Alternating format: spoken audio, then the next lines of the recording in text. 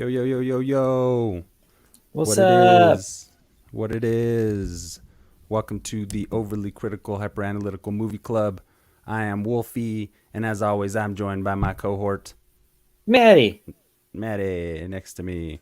I can't seem to get my composition to myself the way I want to, so we're just going to roll with this wonkiness. Anyway, welcome.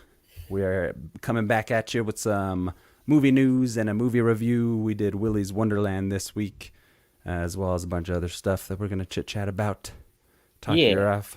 I know I have a pimple on my face, I wasn't so, gonna say anything. so don't none of you make fun of me, suckers. Never. Another thing is, if you want to comment on this live stream, be sure to go to, if you're on Facebook, facebook.com/stream StreamYard, and allow them permission to use your picture and your name. That is if you want to. If not, you'll just show up as Facebook user if you have any comments and stuff, and we'll do our best to answer or react to your comments. Also, I think I have it set so if you're watching on YouTube, you can chat in there and we can chat back with you through YouTube. For some reason, it doesn't allow us to respond via clickety clacky through Facebook. So anyhow, me and Matty just freaking cold chilling, doing what the comfy boys do, staying comfy. I know you're all really trying not to stare at this pimple. It's one of those ones that it feels like it's ready to pop, and then I just hammered into it for the last couple nights, and it's really just not ready to go. You ever get those, Matty? Yeah, pimples are the worst. We're almost 40. Why are we still getting them? Stress. It's like I've been eating a lot of McDonald's. Been in my car a That's lot lately. that'll yeah. That'll probably do it. So anyhow, our first thing on the docket, we're gonna do a little movie news for you folks if you don't mind.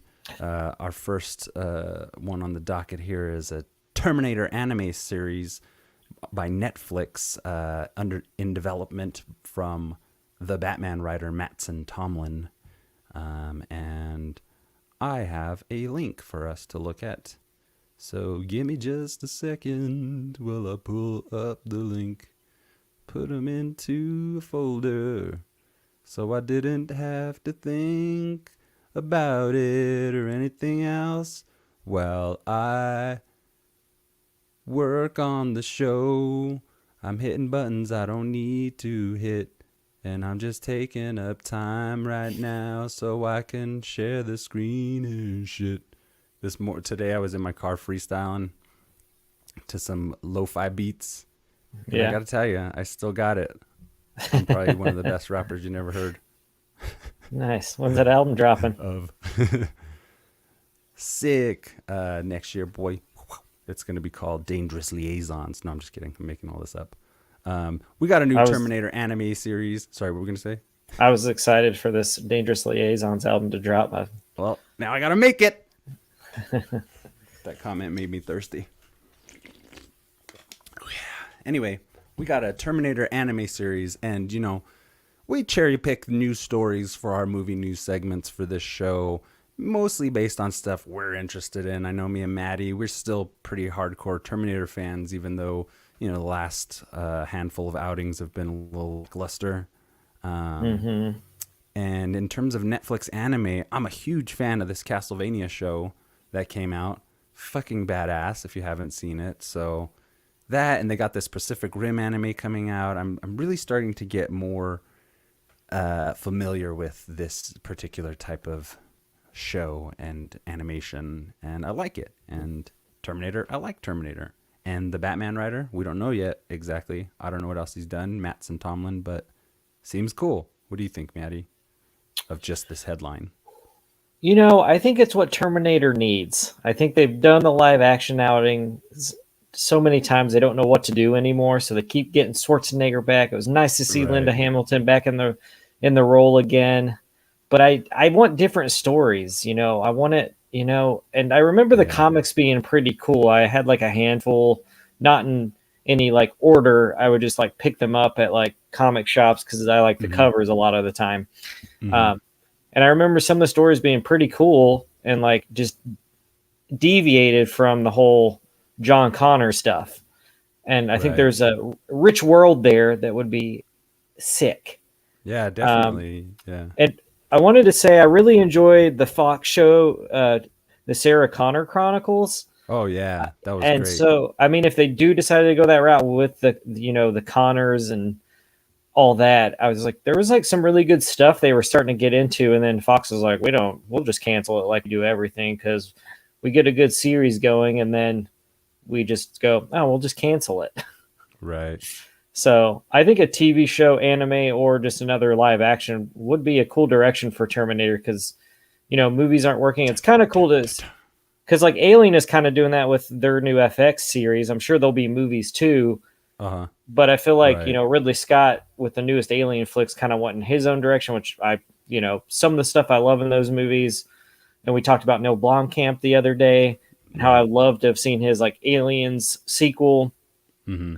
But I think a TV show is great. You can literally do anything you want in a TV show and call back Yeah. to Ripley, call back to the original crew, set up new characters that are also dealing with this same, Right. Terminators Yeah. or aliens. So I think So it's kind of let's what you need to do with some of these concepts that aren't working on the big screen anymore. Like try an anime series, try a right. television series. Yeah. So let's get a little bit more details on this. It's so Mattson Tomlin, who co-wrote The Batman with director Matt Reeves, is cooking up the concept, which neither company has exactly announced yet. And here's what he has to say about his pitch or his angle. Somewhat, actually, none of that's really being released, but kind of. What he says is, anyone who knows my writing knows I believe in taking big swings and going for the heart, says Tomlin.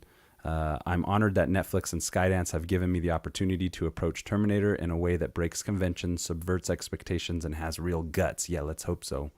And Japan's production IG, wonderful animation studio, is going to handle the animation. So it's going to be badass.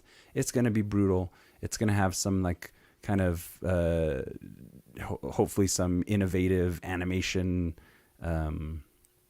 techniques or something. They always seem to push the envelope with their animation and stuff over the years. So they did like those Kill Bill animated and a handful of others. Look up Production IG. We'll talk about them more in the future.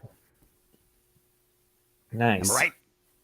I clicked out my windows here. Okay, here we Sounds go. like a good team is going into this. And Netflix Yeah, that'll usually, be cool.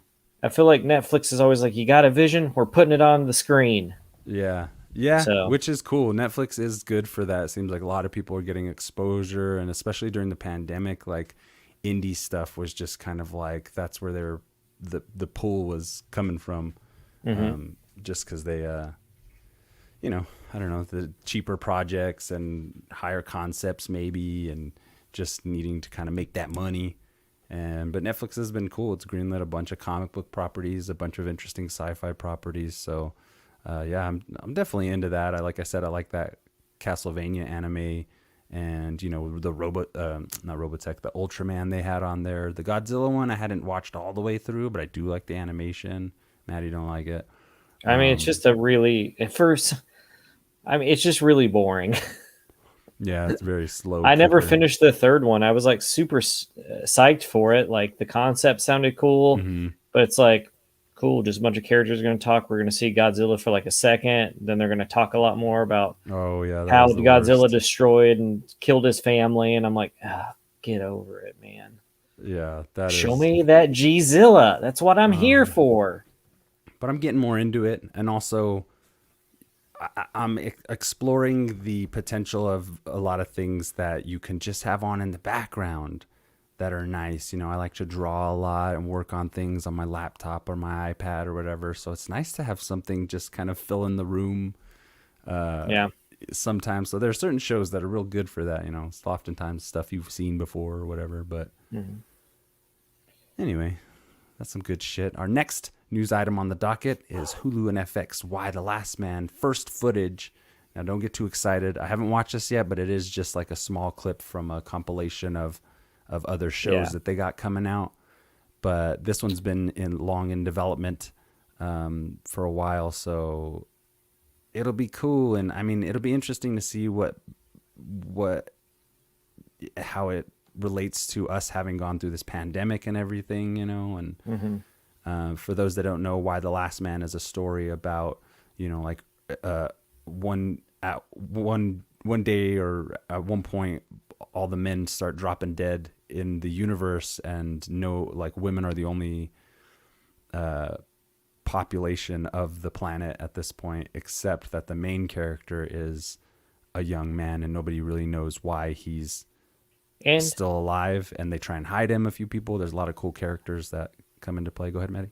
Yeah, and also his monkey is the last male monkey, yeah, ampersand. right? Ampersand. So I never finished the comic book series. Oh Lord, we can't really even got talk to. about this. I don't even know you. I do enjoy it a lot. I can't even. The part I'm on is the when they meet the theatrical troupe, like a little bit into that. So about I don't even know what part of the story that is, but I read it. I don't remember when I read it. Maybe in Chicago. Probably. You probably told me I should check it out, and then I like. Knowing me, if I get into something, it's like I'm tracking them all down. I got to read them all. Yeah, and it's a highly regarded comic series by Brian K. Vaughan and Pia Guerra.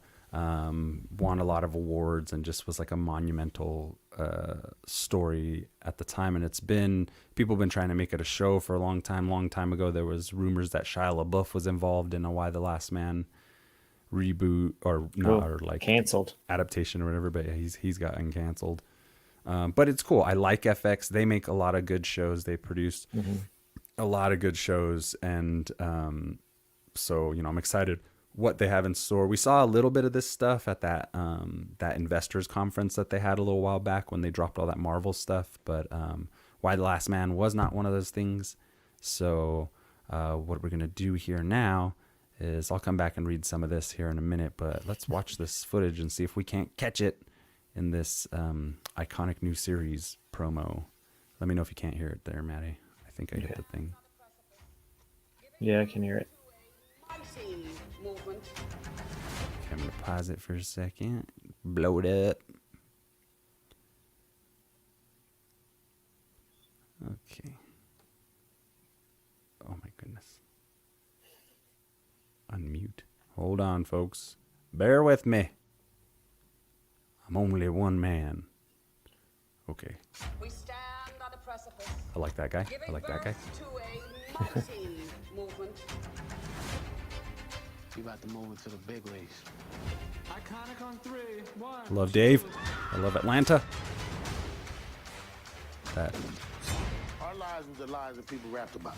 Once you stand up against power, the narrative changes. I'm like trying to be real eagle-eyed here. Okay. That's right here. I love Olivia Thirlby. This looks cool. Taika Waititi produced Native American drama. Whatever this is looks great. Someone to underestimate. Love the bridges. In the face of evil. I'm pretty stoked for American Horror Stories as well. I've It's never like seen some any pretty. of those. You recommend? They're all right. I mean, I'll wait till this finishes. Yeah. I mean, you could talk. Whatever. Yeah.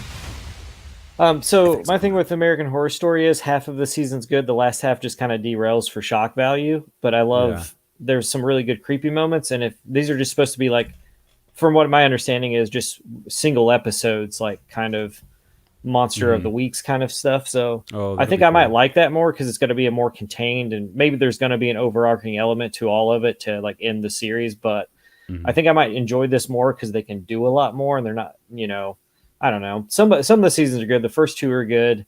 I'd say if you're gonna get started, I'd watch the first one. The second one's good. It gets into a little alien stuff, which I thought was pretty neat. A lot of people were like, "That's weird. Why did it do that?" And I was like, "I'm all in." But that's cool. That sounds cool. Yeah. So, but that little Why the Last Man footage, we didn't really get a whole lot, but we saw like crisis in the city kind of thing, fires and people, that young lady running. And I believe you can also, if you slow it down there, you can see like men dropping. So it's like happening that day, and people are dealing with this crazy crisis. I can imagine something like 9/11 times, 7 billion people. But it's not like this widespread terrorist attack. It's just like whatever guy you were standing next to is just all of a sudden, boom. So, I mean, that alone, that kind of opening the premise there is like pretty cool. It's like pretty enthralling, captivating. So, I remember when someone goes, "You should read Why the Last Man." Maybe it was Stefan, maybe it was someone else. And I thought, man, how good can this be? Like, he's the last man. Of course, there's going to be drama, but there's like 8 volumes of this thing. Like, really? I was just like, I don't know. Like, I don't. And it's one of my favorite comic book series of all time. I fell in love with it. It was the first comic I've ever read and like wept out loud at the end of it. It is heartbreaking. Nice. And Okay. I know it's like, getting into comics and like tracking down volume 1 through 8, Trades, and like trades and paying those prices. Cause I mean, sometimes they're cheap, sometimes they're not. I'm glad that Hulu or someone is doing, I'm actually glad Hulu's doing it and not like Fox or CBS. Yeah. Because, like Netflix and Hulu and they have all this opportunity to make this like an R-rated or a mature television show. Cause it does need that. I think it's like reaching back to those days of the Shield or whatever. Like FX just really takes their shit seriously. They kind of produce these very like realistic, gritty kind of things. Even their comedy series, like Always Sunny or Dave or whatever, they have like a real edge to them, I'll say. Yeah, and I think everything. I mean, the last show I just kind of took a chance on was called The Great, and it's got like Elle Fanning and Nicholas Hoult in it. Okay. And it's based on, I forget, it's like, oh God, so bad at this. I watched it like last year, but really funny. It's just like a true history kind of thing, but with like, a Marie Antoinette by Sofia Coppola kind of twist on it, where it's got like modern music.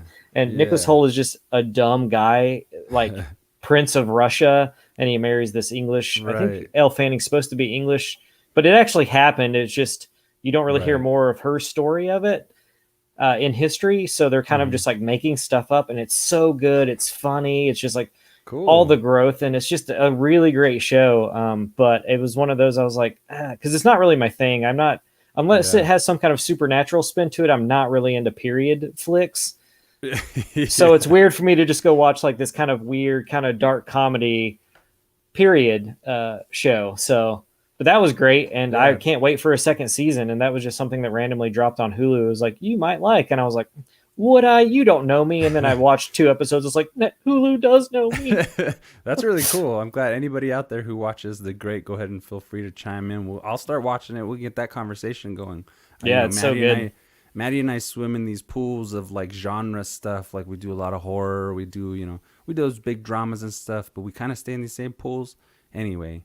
If there's something you'd like for us to talk about and on the show that you'd be interested in talking with us, interacting with us as well, then let's do it. I'd watch The Great. Rad Facebook user. All right. I think that might even be my buddy John. He's the only guy I know that still says rad.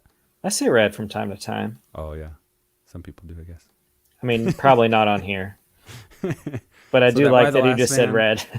I'm excited to see more of Why the Last Man and see who Yorick is played by. I love Olivia Thirlby. I think she's really great. And I think Diane Lane's in the show as well. So nice. That'll be. I mean, there's so much to pull from, and the thing I'm most excited about is that people who don't want to read comics will get to experience this show, and if it's done right, I think by the time it's over, it'll be one of the greatest television shows, just because it's one of the greatest comic books, graphic novels to me. Because I don't openly weep when I read stuff, like, and I just remember finishing that book and just being like torn apart basically. And I was just like, oh my God. I'm definitely and that immediately after that, I read Pride of Baghdad by the Saint Brian K. Vaughan, which is like an adult Lion King. Also tore my heart wide open. I refuse to read any more Brian K. Vaughan. I don't trust him. He pulls these emotions out of me I don't want. He's great. Just kidding. I'll read anything that guy does. Yeah. Pride of Baghdad is good.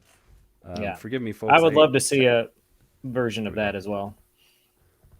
John is a good friend. I think this was John. Do I know a John? No, I don't know who it is. So Facebook user friend, if you'd like for your name and your picture to pop up on our frame here, go ahead and go to facebook.com/StreamYard to allow it permission. I think you can do that from the link on this post. And just go there, go really quick, and come back and have a chat with us. We really like having comments. As you can see, he's the Pixar of comics. Yes. who Brian K. Vaughan.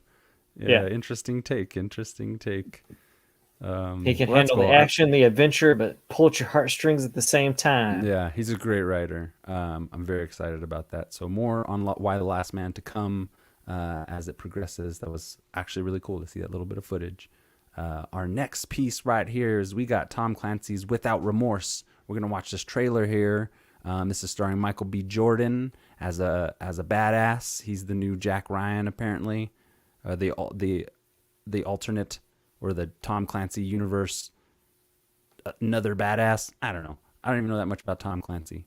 I've seen some of the new Jack Ryan. It's pretty fun. I like that guy, Jim, whatever his name is. Jim Krasinski. Yeah. Okay, so we got this Without Remorse. I love the title, by the way. Without Remorse. That's cool. Again, I don't know much about Tom Clancy's book that it's written on or the short story or whatever. Great picture of Michael B. right there. He's ripe for this game. This boy's killing it. I'm very excited about his career. I mean, I think the first thing I saw him in was Fruitville Station, and that movie's That's the amazing. first thing you saw him in? I think so. think you're incorrect. Oh, a little I should show be. called The Wire Season 2. Oh, yes, that's right. Yes, That's my right. boy. That's the first thing I saw him in. Who knew he would come that far? Yeah. I knew. Look at him now. Marvel movies. He's probably going to be in a Star Wars something or other soon. He's everywhere. He's a badass. Yeah, it's too bad they killed him off in that one. The Oh, Black this is Panther? Dan, The Wire. Woo, it's our buddy Dan. Sorry, I got derailed with our comments here. But what was I going to say? Yeah, he's a badass. I was going to say that. Nope, it slipped me. I don't know what I'm doing here. Who put this guy in charge of anything? But we're going to watch the Without Remorse trailer and see. We already know he's a badass, but we can see how much of a badass our boy Michael B. Jordan is in this. I like the Creed movies.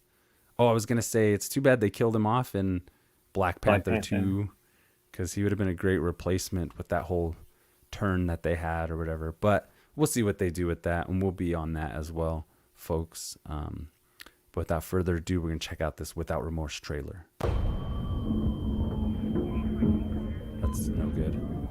Off to a bad start. What we know, Senior Chief Kelly is the third member to be attacked. 3 perps are dead. Oh, shit. Also killed was his wife. Oh, you are fucked up now. Better hope he doesn't survive. I like that actor. What's his name? Why's that? He is more dangerous and effective Little guy. than any man I we don't have know. in the I didn't field. see his face that well. Da-da-da. Amazon kills it too. They got some really good programs. Mm-hmm. You took everything. The boys. Boys, baby.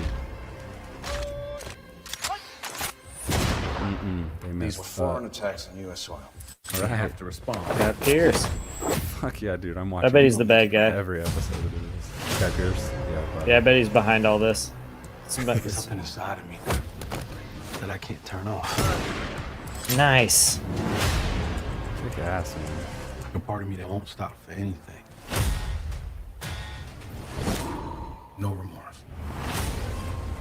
Yeah. He's a straight Punisher in this shit. Yeah. Has it occurred to you that perhaps John Kelly What is his name? has done something? Jamie Bell. Jamie Bell. I like Jamie Bell. He's a good dude. And Jamie Bell's going to be the little assassin that's as good as he is, and they're going to have a big fight scene at the end. I've seen this movie. Yeah. A little bit of crow thrown in there. Yeah. Holy shit, that's gotta be hot. Come on. He was supposed to be dead. Give me a name. Kaiser Sose. I'll check it out. That looks Yeah, it looks fun. decent. Pretty Rated decent. R. Violence. Nothing Yeah. else. There's no drug use. There's nothing else. Just straight up violence. R rating. Hold on, I got music playing in my ear over here. Whoa, that was weird. Doing all these windows, clicking all these windows. There was like music playing. I don't know. It's gone now. I really liked that. What I saw of that. Like I said, I'm just really excited for this dude's career and all the different things. And obviously, like, I love my action shit. You know, I love good action stuff. And I don't know. He fits all the roles that I've seen Michael B. Jordan, and he just really does a good job. I feel like there was some hate towards him in Black Panther as Killmonger. I feel like people were like, they were like he was honing it in or something, or he plays the same character, which maybe I can see a little bit. But I thought it was a good. Yeah. I thought it was a good Killmonger. I will agree with you that I think them killing him off was a thing. He's I like wrestled. He's like a new young black. Like I love him. I'll show for any Michael Bruce B. Jordan Willis. movie. You know what I mean? Like, Yeah. You'll show up to his character in this is named John Gray or something like that, John Drake or some really kind of like two-dimensional name, but you're really showing up for Michael B. Jordan capping motherfuckers. Pop, pop, pop, pop. Oh yeah, I want to being a badass. And I'm also going to show up, see if my theories are right. Guy Pearce is the main baddie behind the death of his wife. Jamie Bell is the assassin who doesn't want to be the assassin because he kind of likes Michael B. Jordan's character. But he's trying to progress. Yeah, basically, and they're going to be a big fight between Jamie Bell and Michael B. Jordan. I'm there for that shit.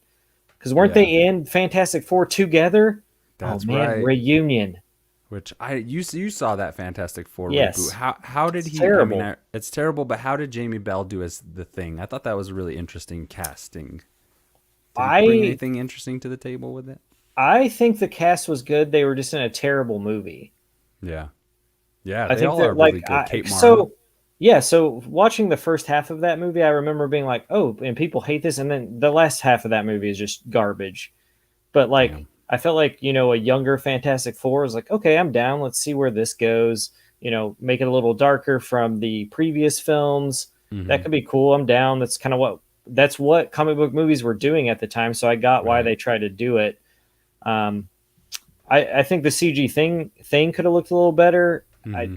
I think the thing that Fantastic Four needs to do is just I kind of want to go back and watch the old ones, the Tim Story ones, just because he did play up the costumes and the Fantastic Four is kind of funny. I mean, I know it's gotten serious and there have been some really good runs. Yeah. But I love that Michael Chiklis was in an actual rubber suit being the Thing, and I think Tim's story got a lot of when other comic book movies were like, put them in black suits like X-Men and don't give them their costumes. They don't know. You got to make it more realistic. He was like, nah, man, Fantastic Four's got to go all in. Blue suits, guy in a rubber suit being the Thing, spouting those one-liners. So I've always wanted to revisit those. Yeah, definitely. We should do those. Have that discussion and revisit. Yeah, I was thinking we should do was it really that bad kind of thing. Those would be fun conversations. So, our Without Remorse conversation went to Fantastic Four, but naturally, we're gonna get to these places. Love comic books, Jamie Bell and whatever, and very excited for the MCU's whole what they're gonna do with it, and you just know it's gonna have that nice, rich Marvel Disney style of people staring off in the wind with their hair blowing and full of soot and things and cool music. I don't know. I'm sure it'll be great. I always thought it'd be cool if they did it in the 60s and it was like Coney Island freak show kind of final battle in New York City or something. That would have been cool. But I think going contemporary is paying off a little bit more for this kind of thing, especially as we're entering our own fucking weird freaky future. Who knows when we're going to start having superpowers and how that's all going to go. I can't wait. Wait, never mind. I might get something dumb. I don't want it. You get one extra free coffee when you order one coffee, no matter what. There's always a mistake. I always wanted to develop one extra toe or something. I don't know. Yeah, but the toe is really strong. You're just like, it is useful, but this guy can fly. Yeah. Anyway, that would be hilarious. Next thing on the docket I wanted to shine a little light on, because I thought it was a little bit interesting and kind of sad, is Alamo Drafthouse bankruptcy. They're entering protection for bankruptcy, and it's not really a big surprise just because of the COVID state of the world and COVID and all that jazzmarataz. But I like Alamo Drafthouse. Is there one by you there in Seattle? Have you ever been to one? No. Oh, okay. Yeah, we have a few of them in Denver, and they're pretty cool. I mean, for some reason I always thought the ordering food and getting your food brought to you like a restaurant was kind of a little bit extra. You know what I mean? Yeah. Well, so and I was Oh, go ahead. Go. So we have like this. It's called oh man, I can't remember now. But we have a little. It's like an old school theater, and they do the same thing. Like they come and take your order, Yeah. and then like you just watch like B movies there. Like I saw like Fright Night. Oh, cool. Love And Bright you know, Night. it's just like a lot of really fun like just older movies. And I go there with Yeah. You remember Andrea from Chicago? She lives in Seattle, and we've been hanging out. And she would take me Really? to yeah, she would What's up, take me to this theater, and Kick ass. that was a weird like we. Anyway, that's another story for another time. Andrea's, you're amazing. We need to hang out soon. But She's awesome. but I was also kind of like, I don't need food. I don't need to eat a burger while I watch a movie. But it's amazing. I don't know if I want to Yeah. do it for like Same. the new big movie that comes out, because like if I'm watching a Marvel flick, my eyes are glued. I need to see all those Easter eggs, because I got to like come and it. talk about it on a live stream. Now, when we're watching old flicks, I'm totally down for eating and watching old flicks and having a good old time and drinking lots of We got to do that booze. too, where we bring snacks to the to the thing. Be Oh, like, everyone's "Ooh, gonna Matty." love that audio. My shit. I know. My favorite is popcorn and Skittles together. No, What? I know that Sounds drives good. people crazy. It's fruity and chewy and crunchy and salty. You Get do back. you in the theater. You do you in that theater. So let's real quick just get the little lowdown here on what's happening with Alamo Drafthouse. I enjoyed the whole thing they got going on. It's really nice. One other thing that's cool about Alamo Drafthouse is they don't just play random stupid ads to take up space and make some money. They generally play, and this is probably why they're losing money, sadly. They generally play small little snippets and behind the scene interviews and stuff, or a lot of different clips and things and ads that pertain to what you're about to see.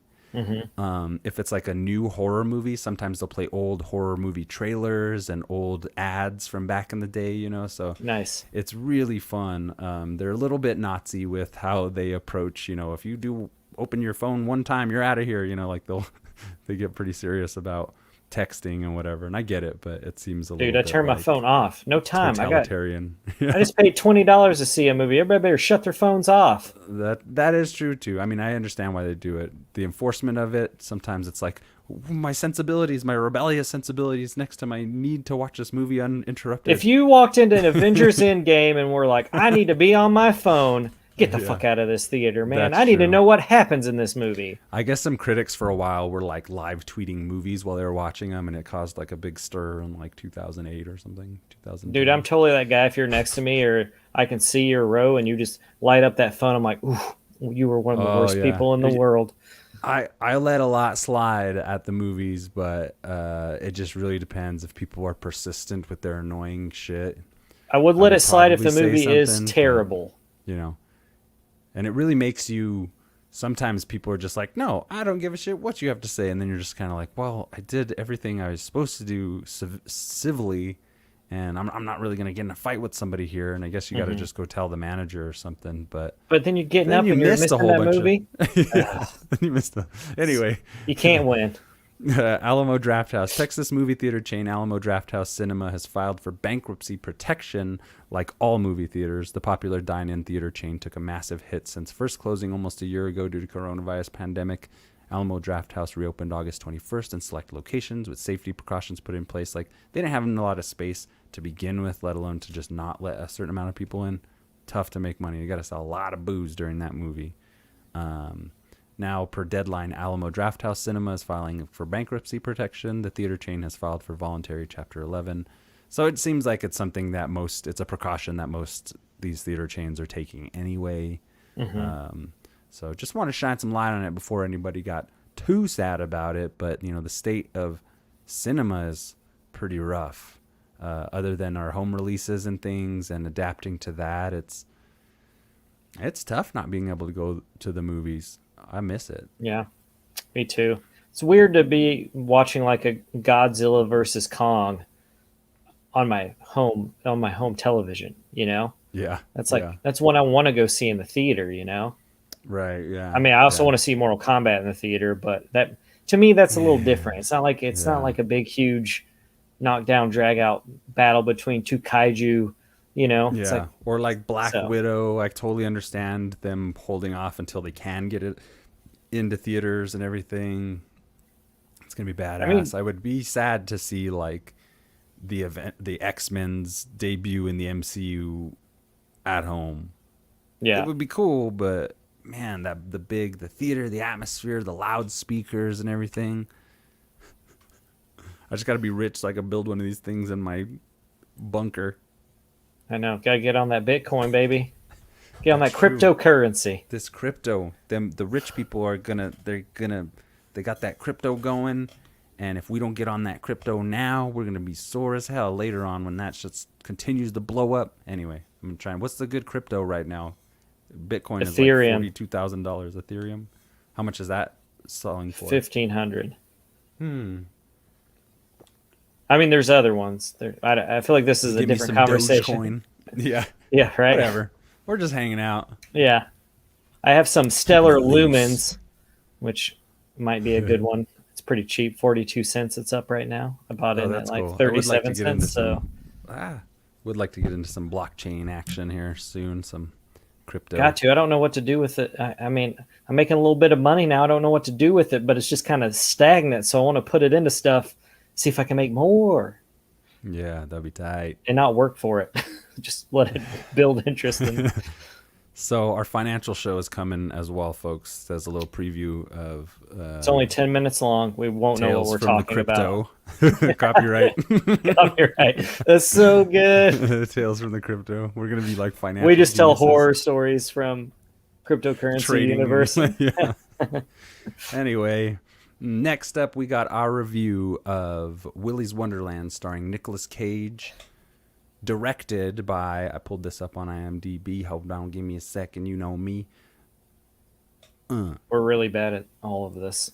Well, getting there. I had all these banners going up pretty quick, and my pages were going. So, what I need next is an assistant who can run all this clickety clack, and then I can just.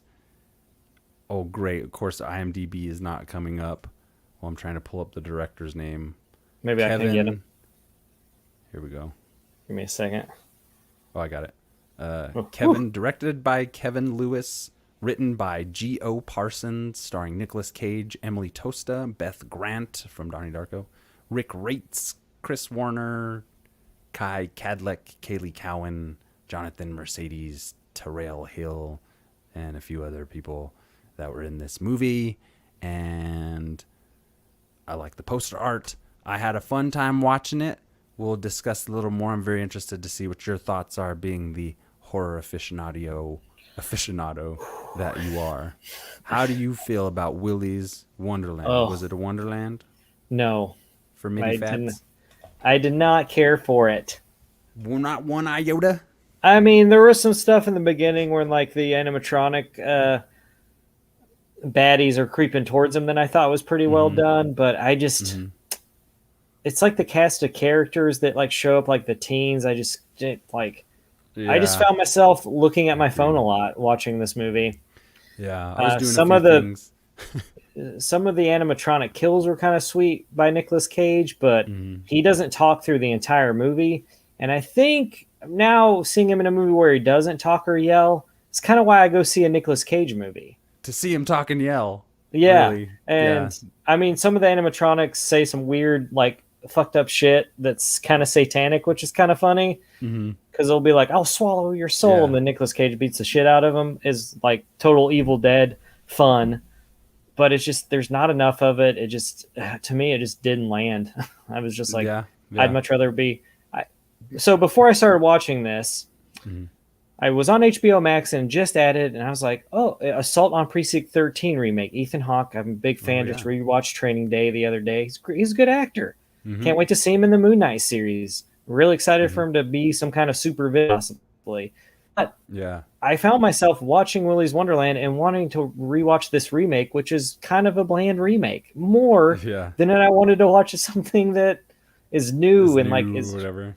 Yeah, and I just kind of would have much rather watched something that I'd already seen before, honestly. Yeah. Well, you did good homework, doing good work for the show, and we're going to let these people know whether or not it's worth their time. I didn't hate it. I had a pretty fun time watching it. It wasn't like, oh my God, that's so crazy. It was not Psycho Goreman, status of excitement or enjoyment. But I felt, the teen cast of characters, not so great. Didn't really care. Nick Cage, not having him talk, that's like, I'm glad for him. He can really say a lot with. He can say enough, is what it is, with his silence and his body language. But you know, you miss the nuances that he plays to his characters for the most part. Seems like that would have been a super high budget to just make. I mean, it's a super low budget film, but to get Nick Cage, and then they had licensed music. They had Freebird at the end of it. Well, which, by the way, was unnecessary. Yeah, it's kind of overused at this point and kind of cheesy, but at the same time, I was like, you know, the thing about the movie, and I was talking about earlier about stuff you can kind of have playing on in the background. Yeah. This movie would be really good, super late night, super stoned, like baked stoned, because the colors are nice. The music by the artist Amoy, I like, you know, the little score bits that are really derivative of a lot of this like kind of 80s electronic Wes Craven kind of stuff, which I love. I really can't get enough of it unless it's totally terrible. But I liked the music in it. I liked the cinematography, and it looked, you know, I liked the low budgetness of it. The whole time I was like, I could make a movie like this, like no problem with my Canon Mark II, my 5D Mark II, great camera. And I'm looking at it and I'm like, you know, it looks like it would have been a really fun movie to make. The script really was pretty lukewarm. Like there wasn't a whole lot going on other than these monsters, or these animatronic monsters, which I'm not sure that is even inspired by Five Nights at Freddy's, but it's definitely, you know, that same look. One thing I wanted to show was some Showbiz Pizza images, because this is my earliest reference, or my earliest introduction to these type of animatronic puppet pizza puppet motherfuckers. The other thing I really liked about just watching the movie, again, it really didn't do a whole lot for me. It's pretty forgettable, but the experience of going through it, I loved all the arcade noises. I did like quite a bit that hold on, I was Googling something and talking at the same time. I really did like that he ended up actually cleaning the place like he was hired to do, as well as going through and wrecking these robots. And I thought the robots looked cool for what they were, you know, a little bit of CG here, some puppetry there. I guess, you know, it didn't do a whole lot for me, but I didn't have like the worst time watching it. I was actually enjoying some parts, but the fighting scenes didn't really have a whole lot of anything to offer other than it was just like Nick Cage smashing something in a really jarring, shaky frame. I just wanted to show these beauties because they look like they're ready to kill you. Yeah. Oh man, internet, what is happening? No. Sorry, folks. Trying to do a million things at once. Oh gosh. But all in all, I was, you know, it was decent enough for an afternoon watch, I thought. Or like I was saying, like it would be good for like a late night watch if I was super baked. I was having a little residual stoniness from earlier in the day that played into it maybe, and that really helped. But I could see where you're coming from, Matty. It was, I wouldn't say as a waste. It was kind of a waste of Nick Cage. Yeah. You know, it's a waste of a lot of money because I would gather that he's pretty expensive. I don't know. He does a lot of this stuff. Maybe he's just wanted to do it and thought it was fun. I like the kitschiness of the whole movie as well as, you know, the kitschiness of his character. Mm-hmm. And it has all the makeup of like a cult classic film, except it's all that makeup is pretty much just cherry picked from favorite cult classic films in a lot of ways. Yeah. The only thing that it has going for it differently is the robots in it and like the setting, the motif of one of these like pizza places. Cause you know, it just saying that like, or one of these little theme restaurants, just saying like those robots, these fucking crazy robots you can see on the screen here going nuts and like having to fight your way out. That's cool. I'm there. So I'm very happy that I watched it. I enjoyed it a fair amount. It didn't do a whole lot. And, you know, like you're kind of saying, it really just made me think of other Nick Cage movies that I'm like, man, I really need to see Leaving Las Vegas again, or I really need to see Blue, or those, what's that? Wild at Heart. Wild at Heart, yeah, the David Lynch shit. Or Mandy. Or Mandy. I love Mandy. I was thinking too, like Mandy would be great, like to watch with people who haven't seen it before, and getting stoned and having snacks or whatever, just like hanging out, having a movie night with a few friends, and then throwing on Willy's Wonderland maybe after as things are kind of winding down. Or this is something I would, even if I was having a party or something, I would throw it on a screen behind the party where it's just like kind of strange visuals for people to check out. It would be very cool because 1 second you see Nick Cage drinking the soda, and then the next few frames you just see him bashing a robot. Like, that's the choice way of watching this movie. Yeah, I agree. You really will lose a few handfuls of minutes there, like trying to discern what kind of narrative they're trying to pump into your brain. You know, there's like a little bit of lore and stuff that they're developing behind why these monsters are the way they are, these robots. But at a certain point, it's just like, I don't care. Just get back to the place so we can see him, blow him up, or kill him. Yeah. I mean, to me, it's just Chucky meets Five Nights at Freddy's with Nicolas Cage. Mm-hmm. And to have him say anything or have some kind of character there. I do actually like this whole idea of like a silent character or whatever. This whole thing could be easily translated into like an animated series of shorts or something like that. I guess that is kind of like a Five Nights at Freddy's concept, but it doesn't serve Nick Cage super well to do something like completely silent. Interesting experiment. Kudos to all involved. It did look like a fun movie to make. Yeah. But,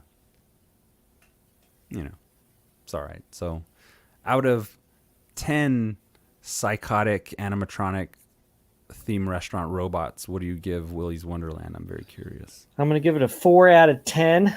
I did like the character design of some of the animatronic robots. I thought they were cool looking. Yeah. I thought they were when they were creepy. Like, I think the first thing that I was like, oh man, I can't wait to see where this goes, was when the first fight is with this bird one. And it's like, it basically says, I'll swallow your soul, or I'm going to, something along those lines to Nicolas Cage. And it's really weird. And I was like, oh man, this is going to be atmospheric and kind of creepy. And they're going to kind of, he knows something's up, but these other kids are going to get involved and the deaths are going to, and it just didn't go the way that like the setup at the beginning, but I did like a lot of stuff, the creepiness of it. I think it's fun watching Nick Cage not talk, because there were moments I was like, he's got a scream right here. I can't wait for that Nick Cage crazy scream. And then he wouldn't do it. And I was like, So, as a performance and just, he does different stuff, which I got to commend the guy on. Even if you don't like his acting, I feel like he does a lot of weird stuff. There's not a lot of actors his age that are doing that. They're playing it safe. Not old Nicky boy. He goes for the strange, which is cool too. Cause I really feel like him and Elijah Wood should team up more on they something. are in it. Oh yeah. I was like, they did do a movie together. What did they do? The Sorcerer's Apprentice? No, that was Jay Baruchel. That's right. That movie's not bad either. I think it's called like The Trust or something. They're like cops that are bank robbers or something. Right. Yeah. So, yeah. I was gonna look it up. It'd be cool to see them do some wacky horror shit together. And again, another commendable aspect of this film, I'd say, is just that Nick Cage is in this kind of like wacky phase of films, and so I definitely want more of this stuff. I would love to see like more kind of Argento inspired type of filmmaking with Nick Cage involved, something that gets a little bit more hard boiled. I mean, a la Mandy, that was pretty, I like the word seething comes to mind. I like stuff that's really drawn out at times, and it's just really building and getting like the tension is just getting real palpable until there's like this big bloody climax, a la Mandy. God, I love that movie. Yeah. But I am happy for these types of movies coming out. Same thing with Arch Enemy and Psycho Goreman and stuff. I really like this subsection of genre films that are coming out. One we still got to see and talk about, I think, is VFW. Oh, I've seen it. Yeah, okay, I'll watch that. We got to talk about that one at some point. Anyway, I mean, out of 10 annoying teenagers who are in a place they don't need to be because Nick Cage is already taking care of it, I give it... I'll give it a 5.0 I'm gonna give it a little more because I did have some fun with it. I'll probably never watch it again, but for like an afternoon, I really didn't feel like I was sitting down and having to like chew my way through a movie. So I'm gonna give it a 6 solid for this one. I see the merits in it. I see where it can be utilized best, a la playing at a party. I'm saying a lot today. Put it on a TV during a party while your tunes are playing and just watch the visuals. Nick Cage ain't gonna say nothing, but you're definitely gonna see him beat some shit up. So in that regard, if you have any curiosity to see this movie, I think it's worth watching. I don't think you would say the same, yeah, Matty? Oh, I would say if you're a Nick Cage fan, definitely watch it. For me, it just didn't like hit all the notes I needed it to hit to be. I don't know what I'm trying to say.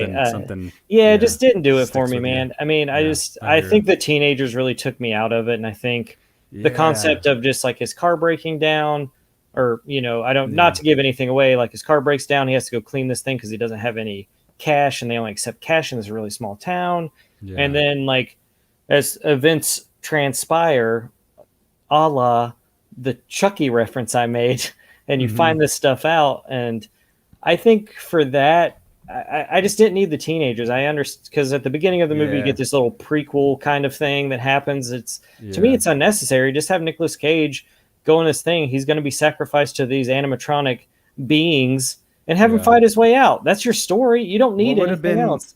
What would have been much more compelling, I would say, we could go shoulda, woulda, coulda all day, but one thing that would have been cool is kind of, take a page out of Psycho Gorman's book and have this silent Nick Cage teamed up with like 2 sparky little kids, and the 3 of them are trapped in this like very kid-oriented place, but they're like psychotic monsters. I feel like you'd have had a lot more to deal with. It'd have been cool to see Nick Cage or just in this like gruff thing, like kind of looking out for kids, or these kids solving problems while he takes care of it. I don't know. There's a lot here that I like, but I agree with Matty. I mean, or he could have just rolled up to the scene, heard a scream, runs in, and has to battle his way out of this Chuck E. Cheese showbiz pizza kind of weirdness, and I don't know. Yeah.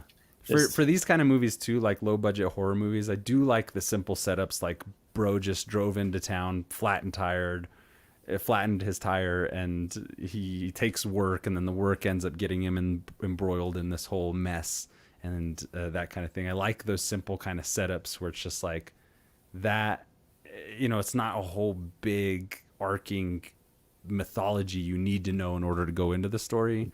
Not saying this for everything, but these low budget horror films, I like when they're real snappy and to the point, and you're like getting in there and getting your hands dirty. So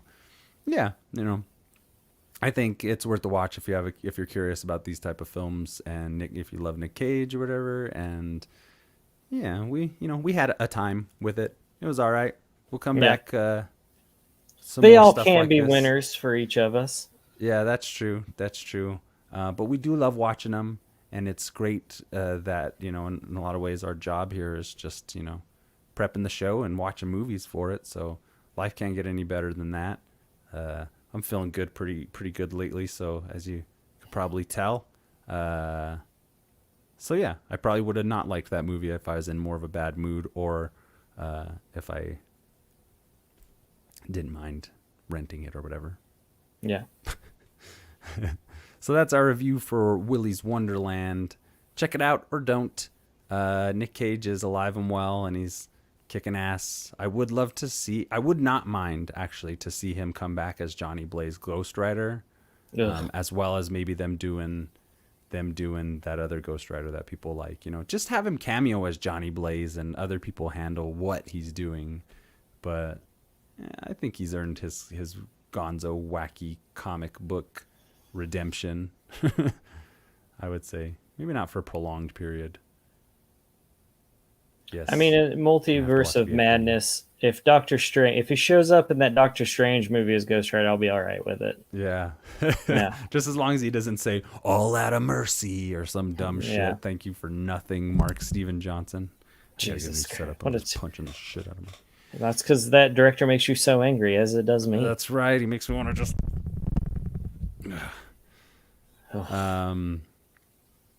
But anywho, we're reaching around the end of the program here, and we just wanted to maybe shine some light on a few recommendations for you folks that are watching there at home.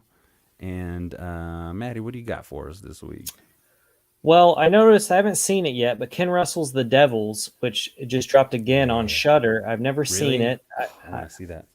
Yeah, well, I think we should do it for review here that. sometime. Yep. Yeah, next week. But it's a very Same here. controversial, controversial flick. I haven't seen it, but if for those of you who are interested in that kind of stuff and controversial films, It's been like I saw it on there.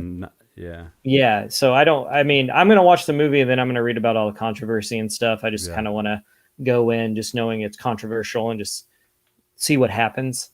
I would like to do that. I would like to review that one. I'm down.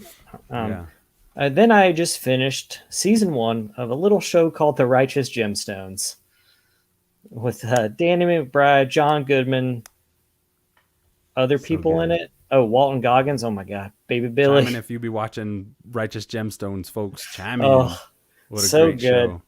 show. I loved it. I can't wait for season 2, which I hear is dropping in October this year. It's still so far away. The first season does wrap up pretty nicely, so I'm really interested to see where season 2 goes.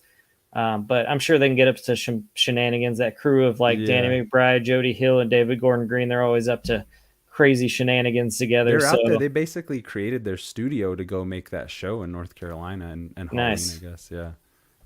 That's so interesting. And that show is so great. John Goodman, what's that dude's name from Workaholics? I don't know. They're all so good in this show. Yeah. The sister, oh my God, everybody. It's just wrong in the best kind of way. I mean, it's that Jody Hill stuff. It's that David Gordon Green, Danny McBride stuff. I'm like super into it. I've always loved pretty much everything they've done.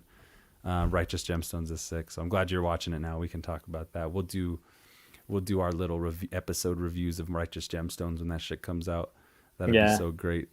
In terms of recommendations for myself, I watched that Age of the Warrior on Netflix, the samurai documentary, which is really great if you've ever had interest in samurais and the samurai culture, ancient Japan, the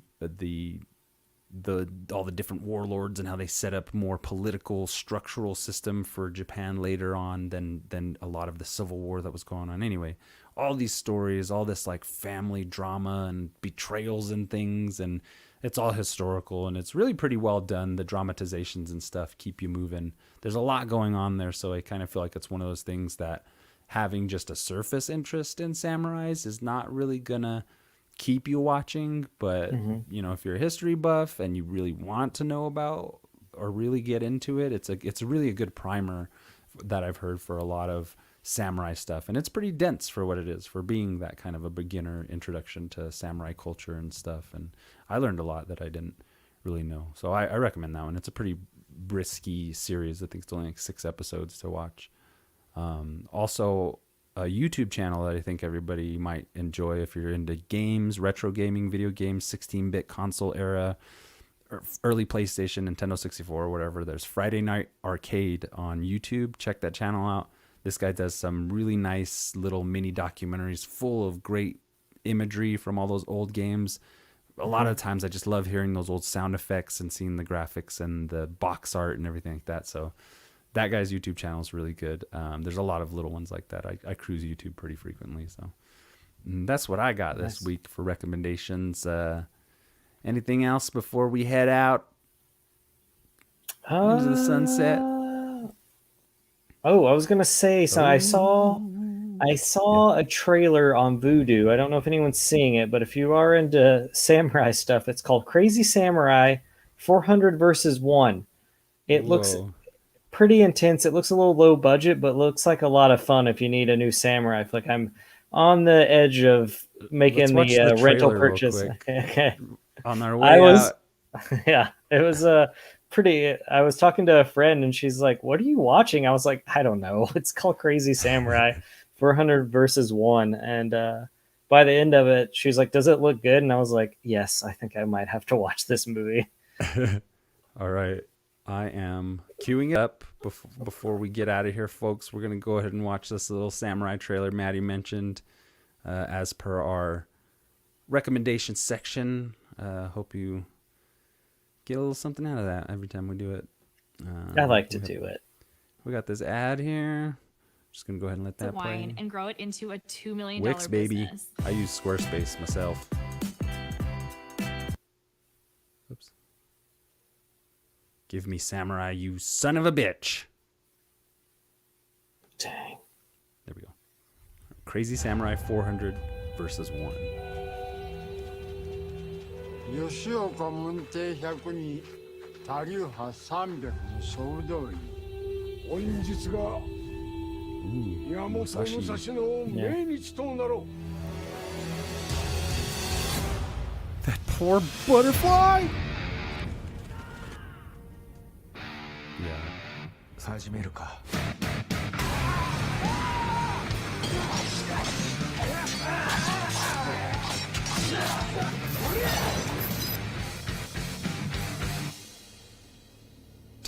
Sakaguchi. I like the video look they got working here. Yeah.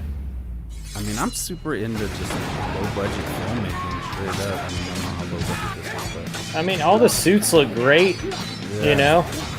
Yeah. And they're running like a 30 frame rate right here, like a little video frame rate. Yeah. That I like that. I think that's really cool. You remember High Kick Girl, that movie I used to watch back in the day? Yeah. Yeah. This kind of reminds me of this. Just I don't know, Oh, it's shot in one take. No way. That's what it's. I mean, who knows? Okay. But Okay. This shit looks badass. I'm not even gonna lie. I never tell a lie. Crazy Samurai 400 versus 1. Well, I'm in. You're gonna see that episode, folks. So strap in. maybe that'll be next week's. Yeah. Is it out? Yeah, you can rent it now. I mean, Okay, cool. because I was on the fence about watching it last night, and I was like, I gotta watch Willy's Wonderland, and then my roommates were like, "Hey, you want to finish Righteous Gemstones?" I was like, "Yes, Willy's Wonderland tomorrow." Yeah, that's So- a worthy. All right, cool. Well, I'm torn on the Devils or Crazy Samurai. We'll get back to you folks on which one that's going to be. We definitely want to talk about both of them. Hey, maybe we'll start pulling double features on this show, double reviews or something. I don't know. There's always seems to be something to talk about in the movie universe.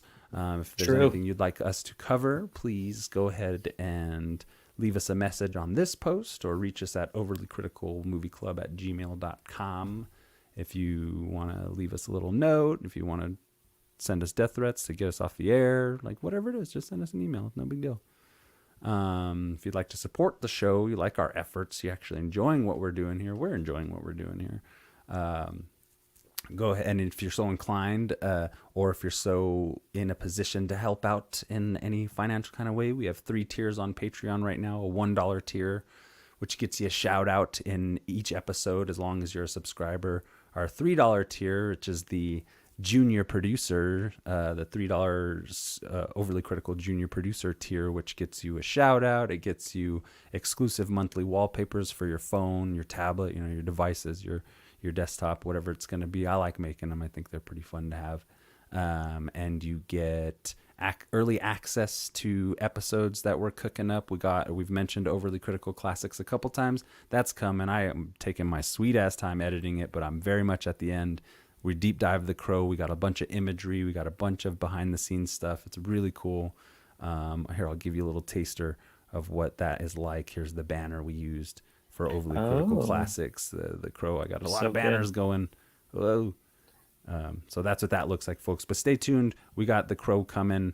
Overly Critical Classics. If you join the $3 tier, you'll get that 1 week earlier than the masses will.